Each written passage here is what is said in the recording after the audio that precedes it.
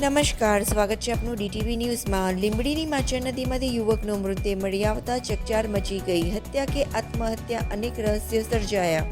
મૂળ લીંબડીના અને દાહોદ ખાતે રહેતા કુશ મોડિયા નામના યુવકને લીંબડી નજીક કરંબા ખાતે દુકાન ધરાવે છે। રાબેતા મુજબ ગતરોજ પોતાની દુકાનેથી દાહોદ આવવા નીકળ્યા બાદ મોડી રાત સુધી ઘરે ના પહોંચતા અને મોબાઈલ ઉપર સંપર્ક પણ ના થતા ચિંતિત બનેલા પરિવારજનોએ શોધખોળ હાથ ધરતા લીંબડીની માચર નદીના પુલ ઉપર કુશની બાઇક પડેલી મળી આવી હતી, જેને પગલે પરિવારજનોએ પોલીસનો સંપર્ક કરતા પોલીસ તેમજ દાહોદ અને ઝાલોદની ફાયર બ્રિગેડની ટીમ તેમજ સ્થાનિક તરવૈયાઓ નદીમાં શોધખોળ હાથ ધરી રાતભરની શોધખોળ બાદ વહેલી સવારે યુવકનો મૃતદેહ પુલ નીચેથી મળી આવતા પરિવારજનોના પગ નીચેથી જમીન સરકી ગઈ હતી।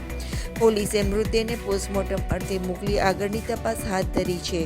હત્યા કરાઈ છે કે આત્મહત્યા કરી છે અથવા તો અકસ્માત સર્જાયો છે, આવા અનેક સવાલો ઊભા થયા છે। સમગ્ર પંથકમાં ઘટનાને લઈને અનેક ચર્ચાઓ ચાલી રહી છે। હાલ પોલીસે સમગ્ર ઘટના મામલે અલગ અલગ દિશામાં તપાસ હાથ ધરી છે।